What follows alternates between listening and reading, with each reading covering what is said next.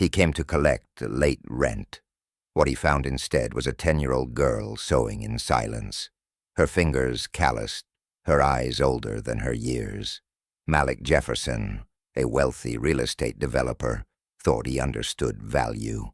But that moment, one child, one broken apartment, one quiet act of survival, shattered everything he believed about success, justice, and legacy. What started as a simple visit turned into a journey through hidden truths, buried histories, and a reparation decades overdue. This isn't just a story about property. It's about the price of silence, and what happens when someone finally chooses to listen.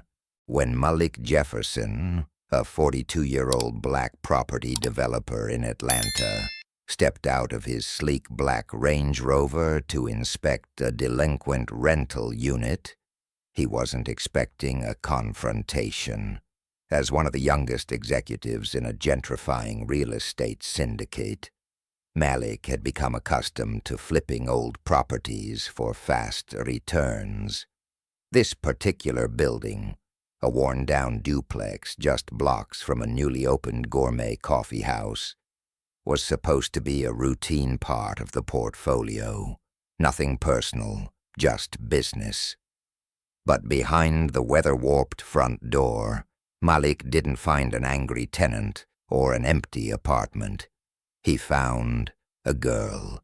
9-year-old Ava Morales sat on the floor in the middle of a cramped, unlit room, hunched over a battered sewing machine.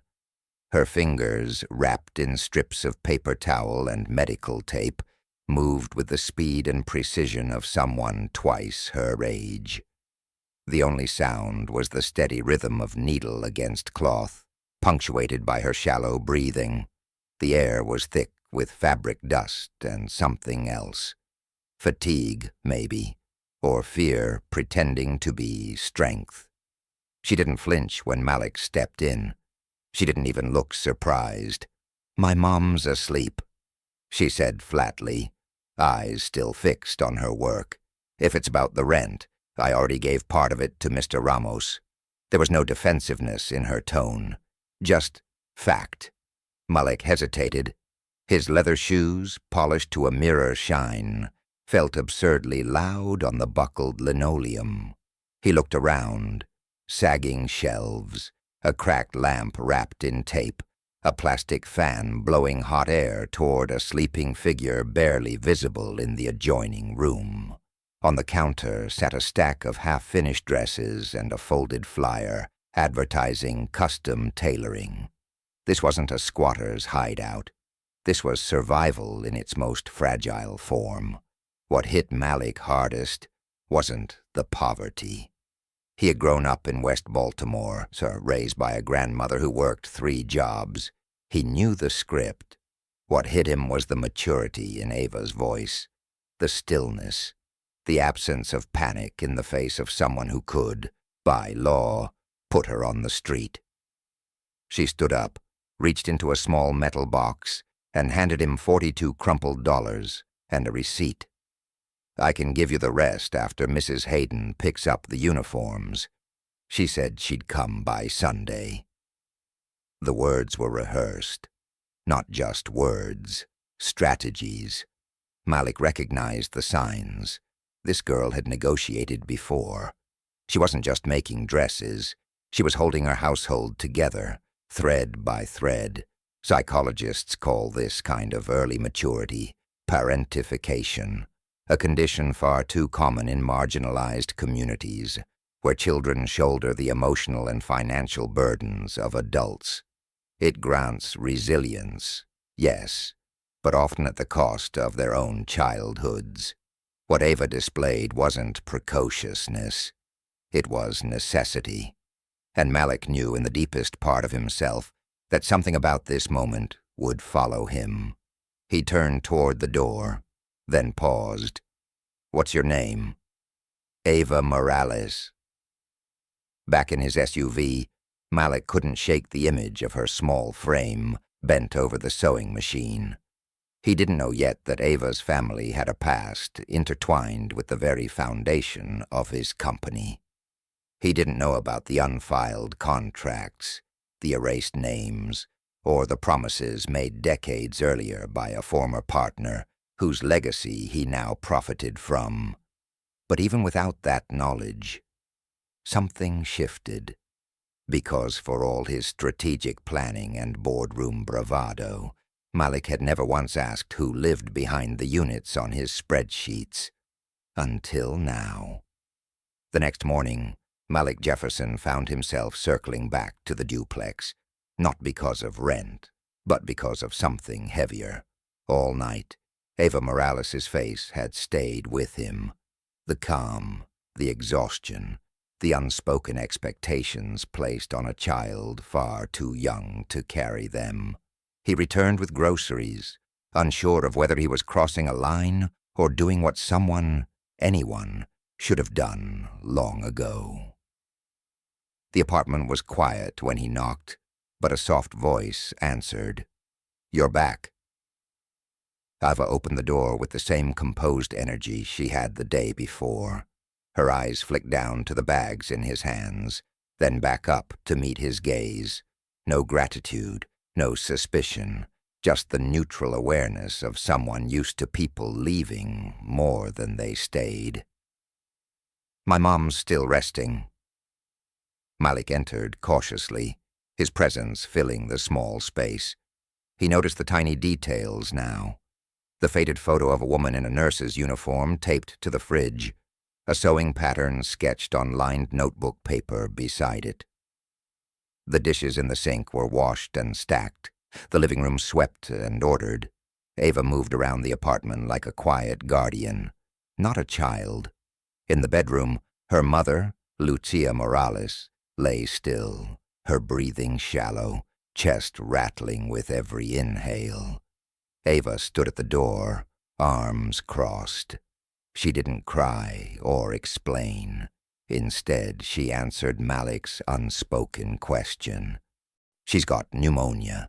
The free clinic gave her medicine but said she needs real treatment. But that means leaving me alone. And if the school finds out again." She trailed off, the rest unnecessary. Again, that word hit Malik like a freight train. As a black man in real estate, Malik knew that policies weren't neutral. He'd seen the numbers, how Child Protective Services disproportionately flagged black and immigrant families for neglect, when all they needed was support. Poverty wasn't criminal, but the system often acted like it was. He asked gently, "Does anyone else know? Family? Neighbors?" Ava shook her head. "We moved here last year after my mom lost her hospital job. I don't know anyone. She used to be a nurse's assistant. She started sewing to make money after she got sick." Ava motioned toward the living room where spools of thread and fabric scraps littered a second-hand coffee table. On the wall behind it hung 3 child-sized mannequins dressed in intricate, hand-stitched uniforms, school logos, perfect hems, clean lines. She taught me how to make patterns and finish pieces. I'm better at zippers. She's better at collars. Malik watched her speak. Technically, logically, but beneath her words was a kind of desperation woven with discipline. Ava didn't ask for help. She explained logistics, timelines, deliverables. "Mrs. Hayden said she'll pay $200 for the next order if I deliver by Friday." Ava's hands, smaller than Malik's wrist, rested on the edge of the table, calloused, bandaged, steady. This was no weekend hobby. It was labor, child labor, wrapped in cultural expectations and economic necessity. The psychological cost was harder to measure. Ava's sense of duty was profound, but her eyes rarely rested. She was constantly scanning the room, checking on her mother, calculating her next step. There was no play in her movements, no rest in her body. Malik thought of his own daughter, who was 10 and currently at summer robotics camp. It made him sick to compare. "How do you get your supplies?" Ava hesitated. "There's a thrift store that sells scrap fabric. Sometimes they let me take leftovers." "And school?" "I go," she said flatly, "but I bring the small pieces in my backpack so I can sew at lunch." He didn't press further. The resilience was awe-inspiring, but it wasn't a triumph. It was a coping mechanism born from absence, of support, of systems, of equity. By the time Malik left, the sun was high and the air heavy. In his car, he called a private physician he had on retainer for luxury tenants and explained the situation. No paperwork, just check on the mother, discreetly. Within hours, Lucia was hospitalized. That night, Malik got a call from Grady Memorial's intake nurse. He had been listed as Ava's emergency contact. She said, "You're her landlord and guardian?" Guardian. He didn't remember saying it, but it felt right, or at least necessary. When he arrived, Ava was in the waiting room alone. She didn't run to him. She just nodded, silently acknowledging his return. "They said I can't see her unless a responsible adult stays with me." Malik sat beside her. "I'm here." They didn't speak much after that. Instead, they sat in shared stillness as monitors beeped down the hall and nurses paced past them. It was then Malik understood. Ava wasn't just managing a crisis. She was surviving a world that saw her as invisible. And for the first time, Malik couldn't unsee her. Malik Jefferson never imagined his name would appear on a hospital intake form as someone's guardian, especially not for a child he'd just met. But that's exactly what happened. Within 24 hours of Ava Morales listing him as her emergency contact, the weight of responsibility began to shift from symbolic to legal. The doctors said Lucia would need at least 3 weeks of inpatient care, possibly more. Pneumonia had triggered dormant complications, including untreated diabetes. She would need supervision, home care, and medications well beyond what a child could manage on her own. But it wasn't the hospital's diagnosis that forced Malik's hand. It was the knock at the door. "Mr. Jefferson?" The woman's voice was official and clipped. Her badge read Denise Hall, Georgia Division of Family and Children Services. She looked at Malik, then down at Ava, sitting on the waiting room couch with her hands folded tightly in her lap. "We received a report about a minor without legal guardianship present. I need to ask a few questions." Ava's eyes didn't shift. Her jaw tightened.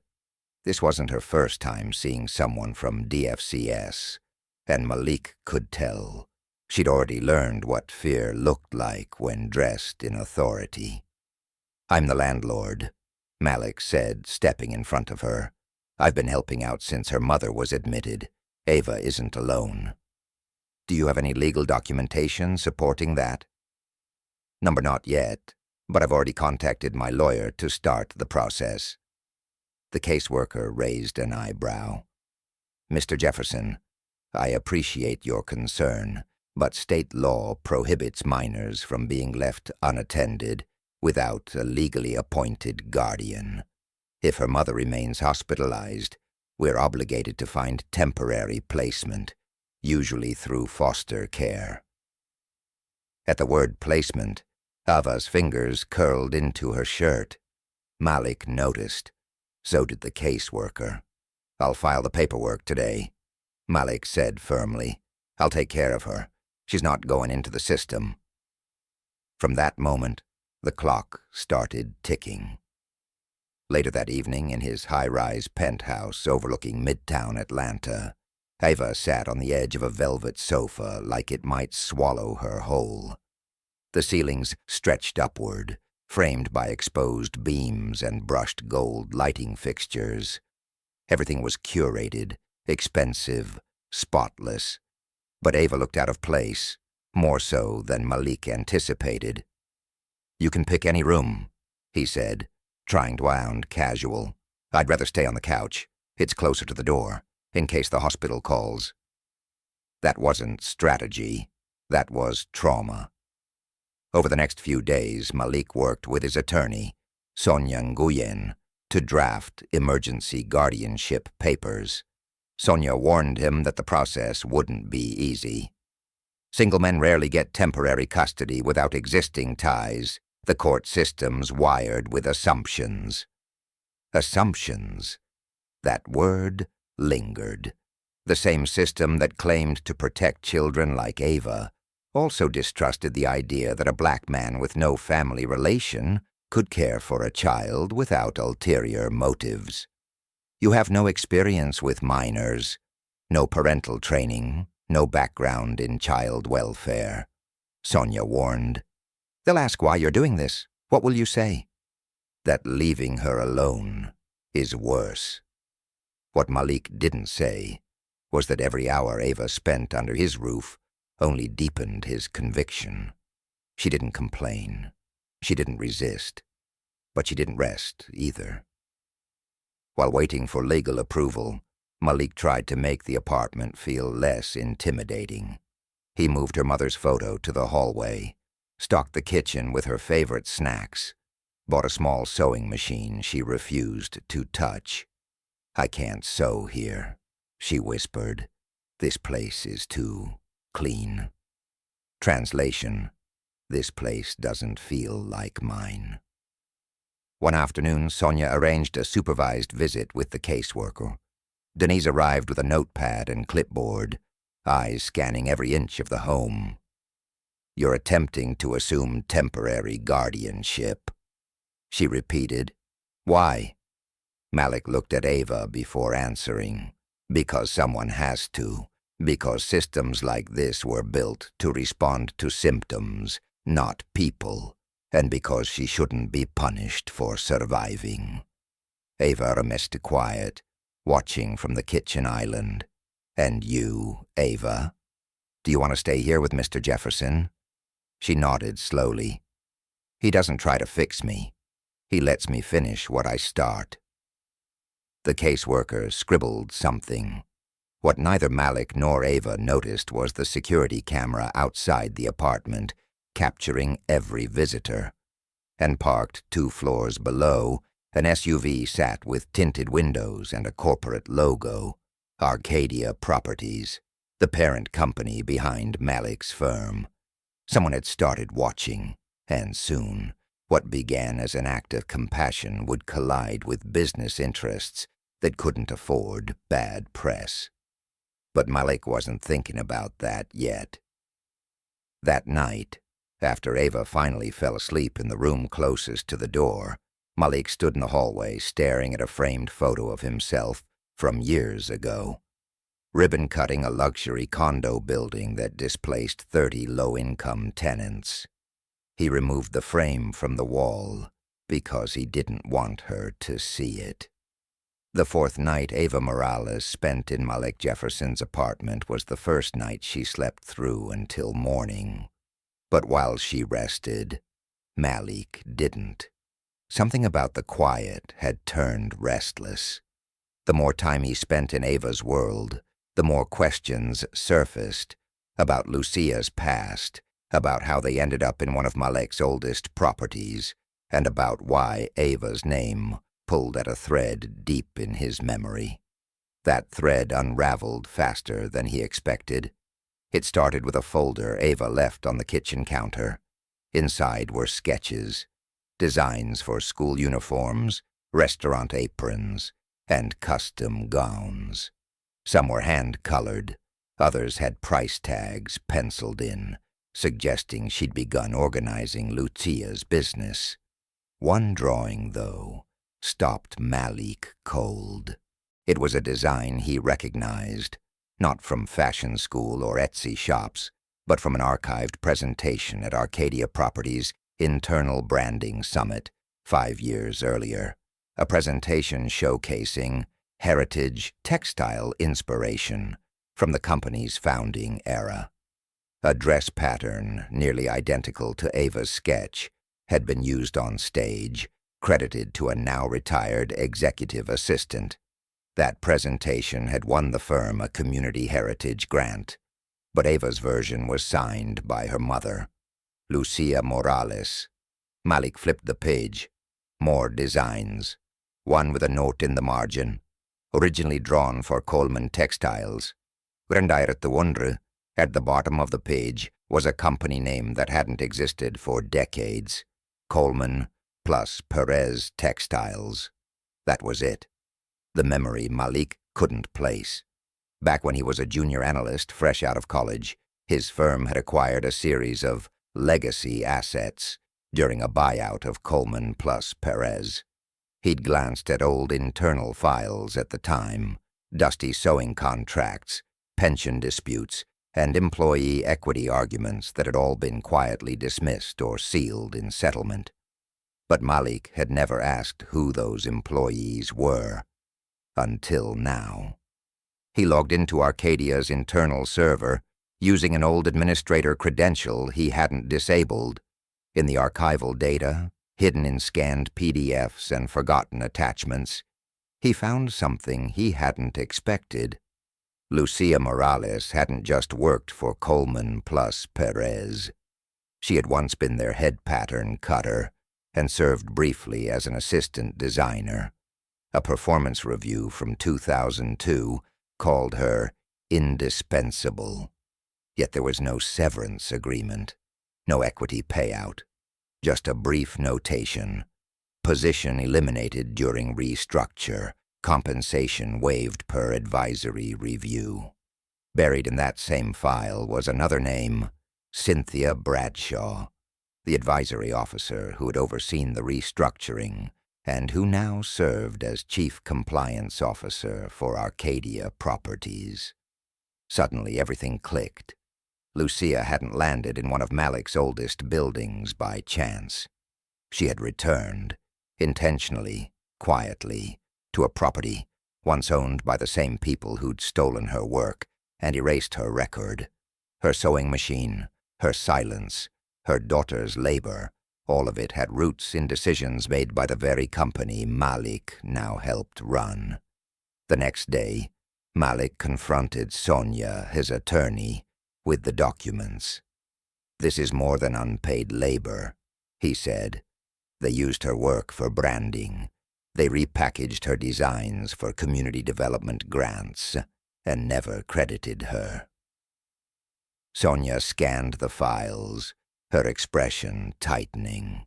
If she was never compensated or credited, that's intellectual property theft, maybe even labor fraud, especially if they used her original work to secure public money. Malik leaned back in his chair, and the same woman who orchestrated her dismissal is now signing off on corporate ethics reports. "Do you want to file a case?" "No," Malik said. "I want to expose it, and I want Ava to know the truth." That night, as Lucia remained unconscious in the hospital and Ava stitched quietly in the study, Malik sat beside her with a box of documents. "You ever wonder why your mom picked that building?" he asked. Ava nodded. She said it was close to something she left behind. It was.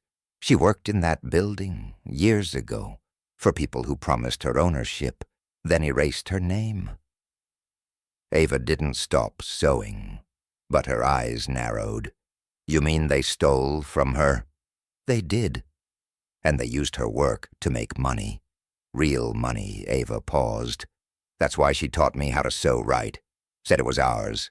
Said no one else should tell me what my hands were worth." Malik opened another file. An old staff photo. A much younger Lucia stood in the back row, her hand on her swollen belly. Ava wasn't just part of this story. She had been there from the start. Later that week, Malik presented the information to Arcadia's internal board.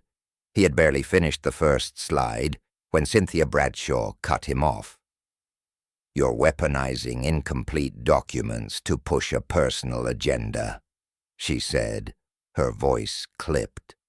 "I'm telling the truth about how this company was built," Malik responded.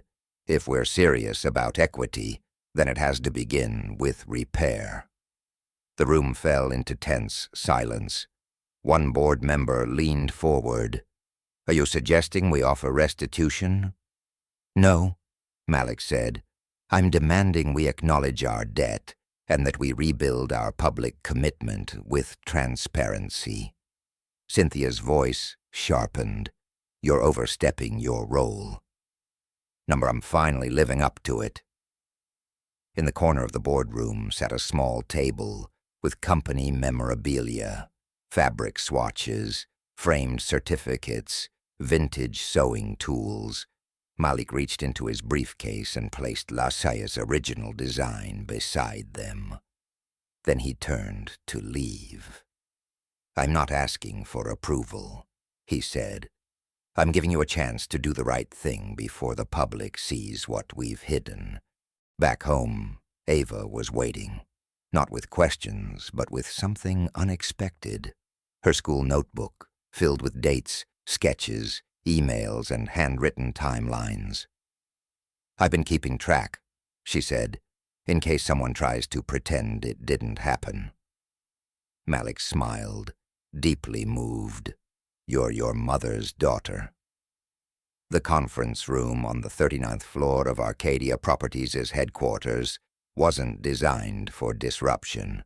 It was a space of polish and order, polished floors, polished silver carafes, polished people in $1,000 suits.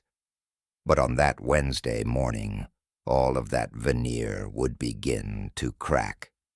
Malik Jefferson walked in just before 10 a.m., carrying a plain manila folder instead of his usual leather portfolio.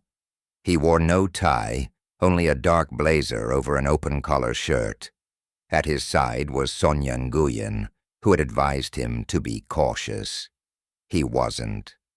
Seated at the head of the table was Cynthia Bradshaw, flanked by the other board members. She didn't stand to greet him, just tilted her head slightly, eyes cool and calculating.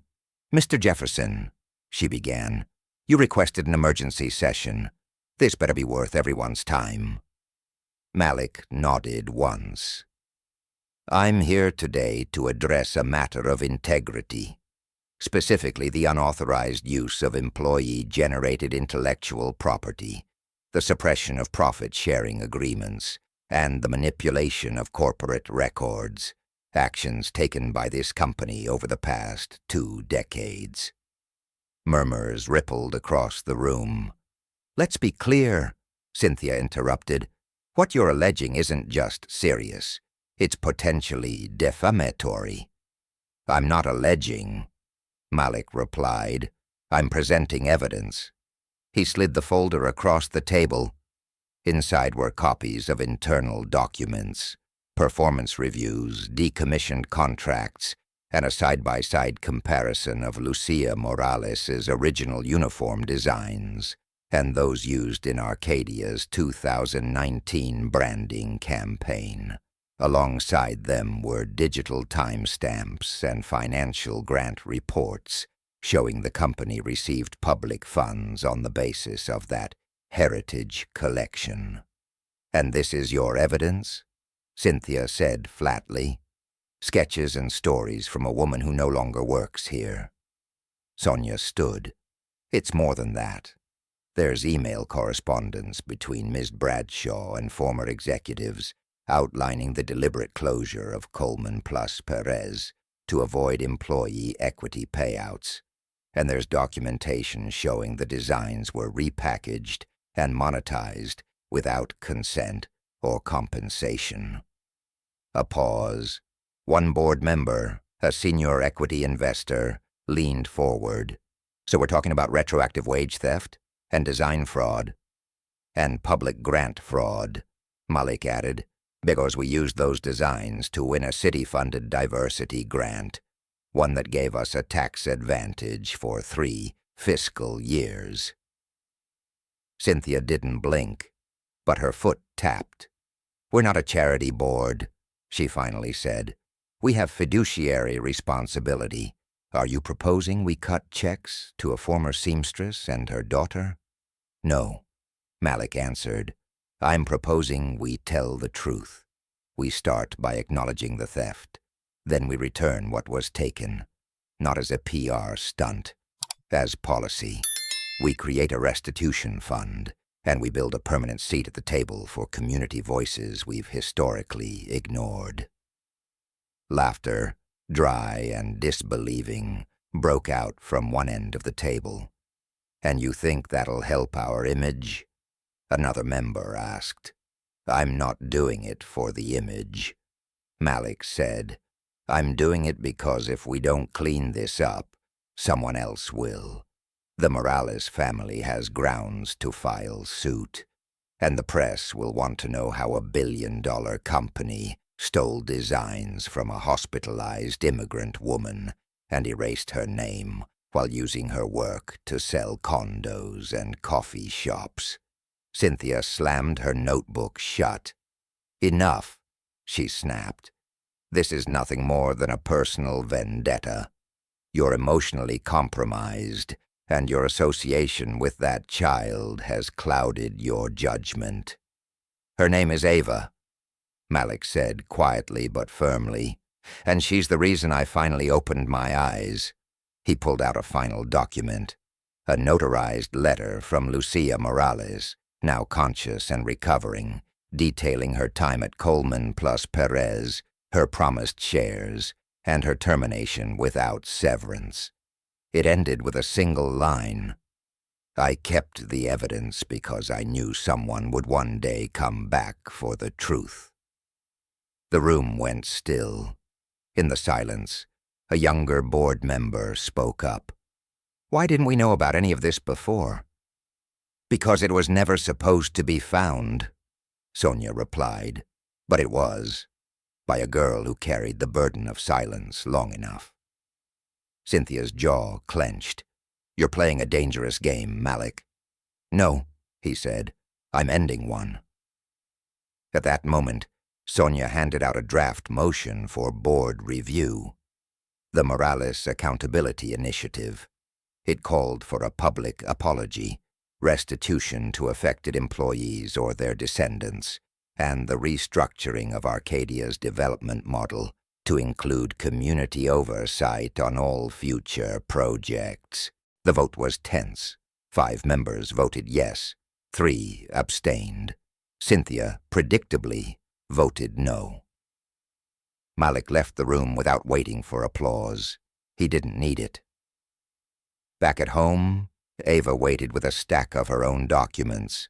She'd organized everything: names, dates, notes from Lucia's sketchbooks, all sorted into labeled folders. "Did they believe you?" she asked. They had no choice. Ava handed him another piece of paper. "What's this?" "A list," she said. "Other people Mom worked with. Some of them might still be around. If they got cheated too, maybe they want to know." Malik looked at her. This girl who had never asked for pity or praise, only for the truth to matter. "That's a good place to start," he said. Ava nodded. Later that night, in a quiet room that no longer felt like a stranger's space, Malik watched her fall asleep under a quilt she and Lucia had sewn together. For the first time in his career, he wasn't calculating margins or market value. He was thinking about legacy and who gets to own it. The headline broke the next morning before the sun came up. Arcadia Properties accused of decades-old labor fraud tied to immigrant seamstresses. By noon, Malik Jefferson's inbox had over 400 messages, media inquiries, angry investors, stunned community organizers, but he ignored them all, focusing instead on the one person the news hadn't reached yet: Lucia Morales. She was awake now, slow, still groggy, but aware. When Malik entered her hospital room, Ava was seated at her bedside, gently adjusting the blankets. Lucia turned her head, her eyes sharper than expected. "I heard you did something reckless," she said faintly, a trace of humor in her voice. "I did something overdue," Malik replied. Lucia reached for his hand. "Then you did the right thing." Ava smiled, relief washing over her like sunlight after days of overcast grief. For the first time, the three of them sat in the same room, not as strangers bound by circumstances, but as people beginning to repair what others had broken. In the days that followed, Arcadia Properties initiated a full internal audit. Cynthia Bradshaw resigned under mounting pressure, while independent legal counsel launched an inquiry into past grant allocations.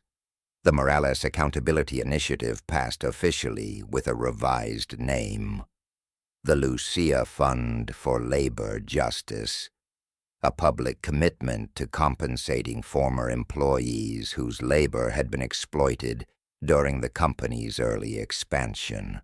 Malik didn't stop there. He held a press conference outside one of Arcadia's oldest properties, the very building where Lucia had once cut patterns while pregnant with Ava. Flanked by community leaders, labor historians, and a visibly proud Ava and Lucia, Malik delivered a speech that no one expected from a corporate executive. "For too long," he said, "we've measured success in square footage and profit margins, while ignoring the hands that built what we now own. The people whose names were erased from the blueprints. Today, we start the process of writing those names back in." He went on to announce a landmark decision. 25% of Arcadia's equity holdings will be converted into a perpetual fund for descendants of former employees, with a transparent oversight board composed of affected families, labor rights experts, and community members. The fund would not only pay restitution, but also support housing, education, and health care programs in underserved neighborhoods. Reactions were immediate and polarizing. Stock prices dipped 18% in the first 48 hours, triggering a wave of concern from shareholders. But within a week, the narrative began to shift. Legacy media outlets ran human interest stories on the people behind the sewing machines. Ava's sketches were featured in a digital exhibition titled "Uncredited: The Hidden Designers of American Real Estate." A major podcast devoted an episode to Ava's notebook, how a child's handwritten timeline of betrayal and recovery became a roadmap for corporate reckoning. And perhaps most striking of all was the letter that arrived anonymously to Malik's office. It was from a former Coleman plus Perez employee now living in Florida. Inside were photos of uniforms she had worked on in the 1990s, alongside a note that read, "I thought no one would ever remember us. Now I believe maybe justice can happen, even late." But amid the whirlwind, something more personal emerged. Lucia had insisted on returning home, and Ava had made it her mission to transform their old sewing corner into something new. She painted the walls, built shelves, and set up her mother's old machine next to a new one Malik had bought. A gesture not of replacement, but continuity. Together they launched the Threadline Project, a mentorship program for young girls in Atlanta's South Side who had a passion for design but lacked access.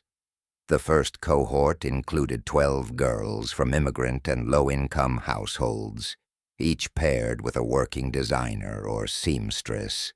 Ava, just 10 years old, taught basic stitching twice a week. The project became a model for social entrepreneurship, showing how restitution could be reinvested into futures, not just the past. But it was Ava's decision that shook Malik the most. One evening, she handed him a sealed envelope with legal documents. Inside were DNA test results. Ava was his daughter. Lucia explained softly, "Back then, I was scared. You were building your future, and I was losing mine. I never wanted to trap you. But when we landed back in that apartment, I knew it was time to stop hiding." Malik didn't speak for a long while. He sat with the envelope in his hands, fingers trembling, not from doubt, but from the collapse of something heavy inside him.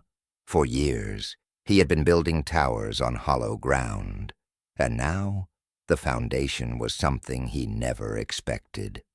Family. "I can't change where I've been," he said finally, "but I can decide where we go."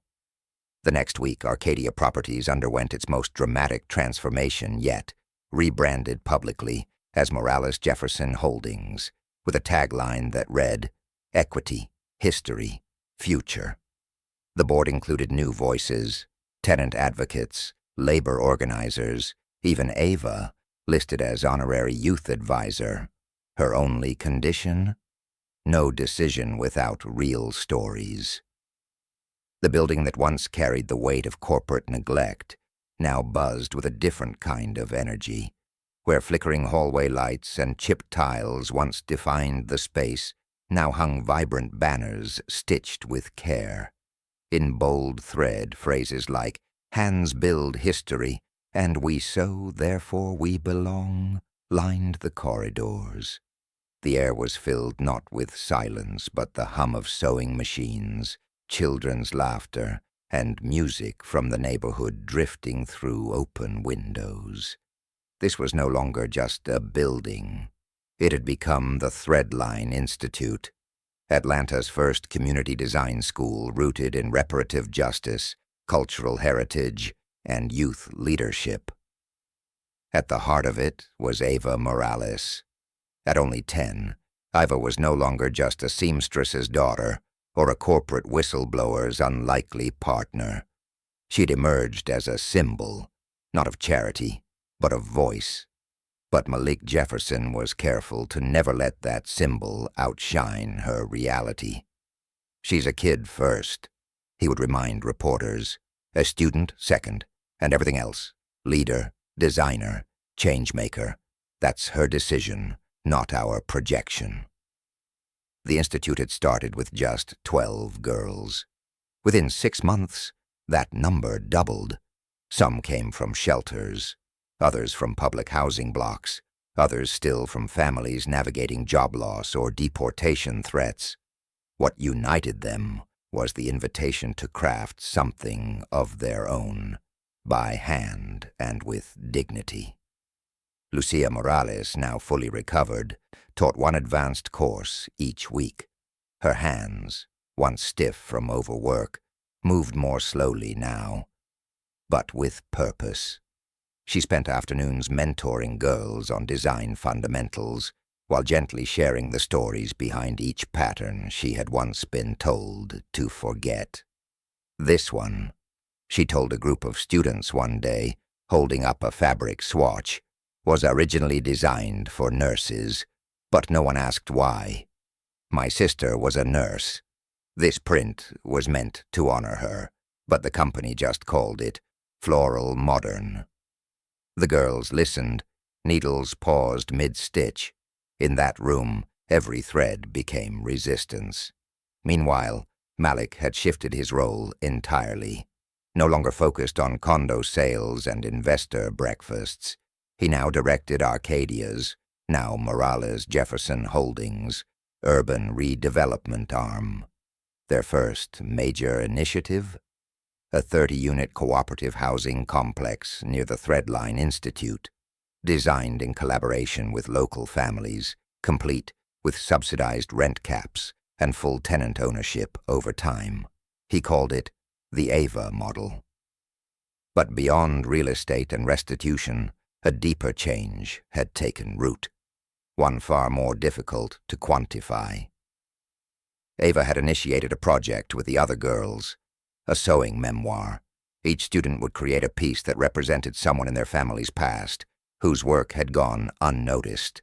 Cooks, janitors, factory workers, bus drivers. The final exhibit would be called Unseen Threads. As word spread, national arts foundations took notice. They offered grants, not just for Threadline, but to replicate the model in other cities. Chicago, Houston, and Newark all expressed interest. But Ava hesitated. "We don't want to scale brokenness," she told one interviewer. "We want to scale belonging." The emotional cost of visibility wasn't lost on her. She had become a symbol too quickly, too young. There were days when she asked Malik to shield her from interviews. There were nights she sat quietly by the window, not speaking, just folding fabric into neat, geometric stacks, a coping mechanism she'd developed during the years no one listened. Malik had those days, too. Sometimes he would sit outside the old boardroom downtown, now converted into a public archive.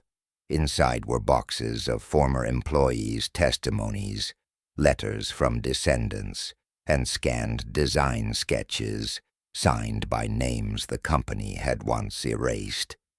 He would flip through them slowly, as if searching for the version of himself that once believed spreadsheets told the whole story. But justice, they both had learned, doesn't arrive with a verdict. It has to be sewn together, layer by layer, mistake by mistake, hand by hand. That's why, when Ava's memoir entry was finally ready, it wasn't about herself. It was about Lucia.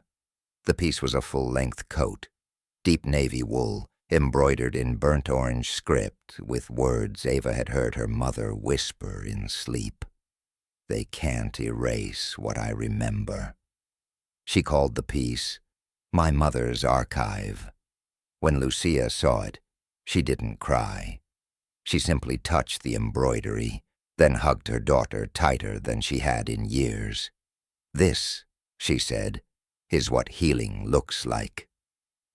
The day the exhibit opened, over 200 people lined the sidewalk outside.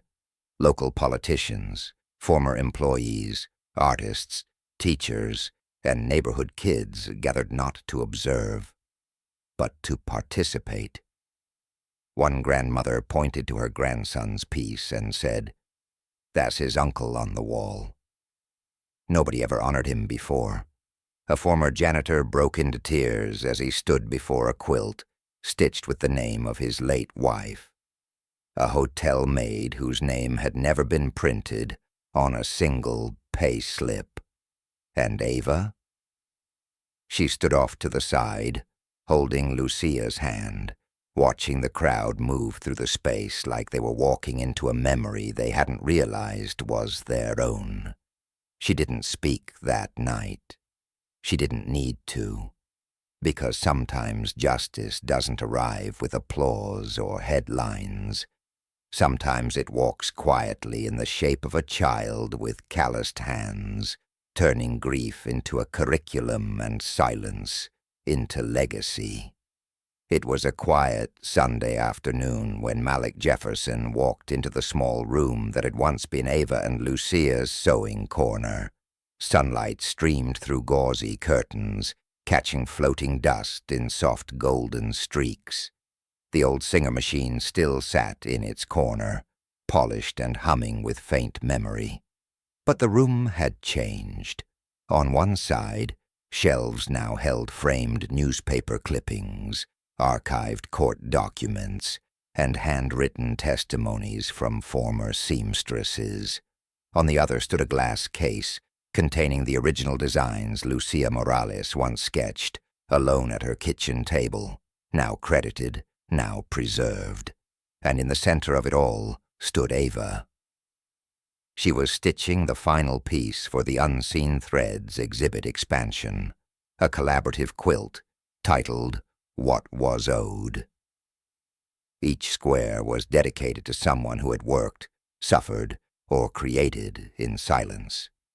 Some were names they had traced through company archives. Others were simply initials. A few bore no identification at all, just the symbols of calloused palms, tired shoulders, and unseen hours. Malik joined her in silence, watching the thread loop and tighten between her fingers. "Do you ever wonder what would have happened?" he asked softly, "if I'd just taken the rent that day and walked away?" Ava kept stitching. "I used to," she replied, "but then I realized, if you hadn't knocked, I still would have kept sewing, because I wasn't stitching for you. I was stitching to be remembered." Her words hung in the air, too large for the room. Over the last year, so much had changed. Arcadia Properties no longer existed under its original name or model. The Malik Jefferson Foundation, now a certified public benefit corporation, had restructured its entire operating framework, placing equity, transparency, and community ownership at the core of every decision. Tenants on once predatory leases now sat on advisory boards. Reparations weren't just symbolic. They were practical, paid out, documented, and reinvested. But the most profound transformation couldn't be captured in policy language or stock reports. It was the moment Ava Morales, once invisible in her own industry, stood before a graduating class of Threadline Institute students and said, "I gave them years of labor. They gave me silence. But now I give you everything they couldn't take. My story." It was the day Malik handed Ava a deed, not just to the duplex they once struggled in, but to the entire Threadline building. "It belongs to you now," he said. She didn't smile. She nodded, because ownership, for her, wasn't a gift. It was justice, served in full. And it was the nights they spent around the kitchen table, 3 generations deep, discussing not what had been taken, but what they would build next. Lucia, once a woman dismissed as just a seamstress, now led design partnerships with public schools across Georgia. Her team created inclusive uniforms that reflected cultural heritage, gender diversity, and student input.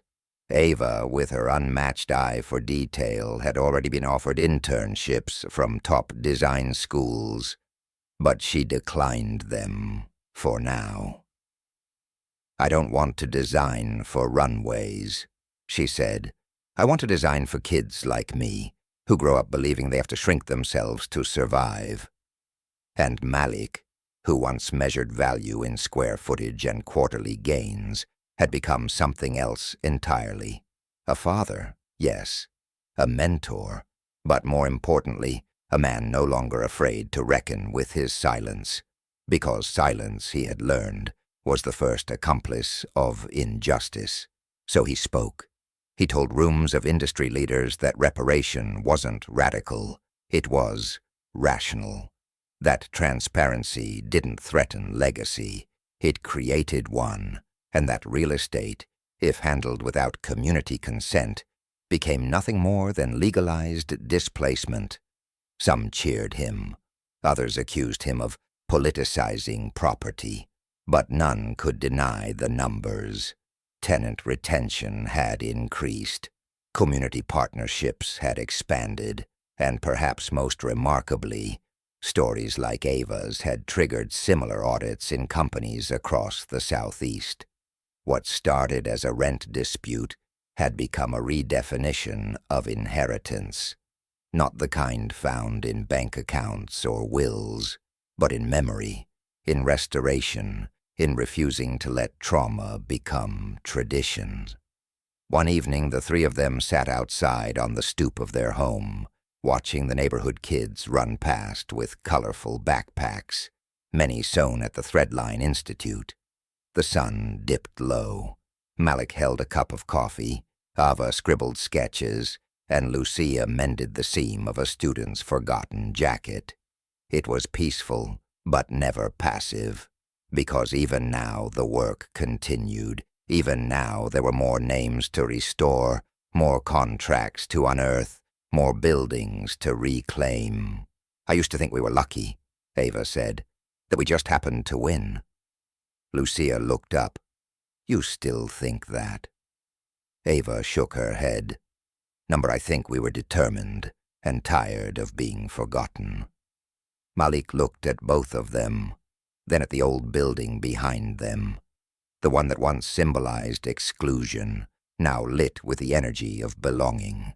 "This is the inheritance," he said aloud, more to himself than anyone else. "Not the buildings, not the company, but this feeling that no one in this family will be erased again."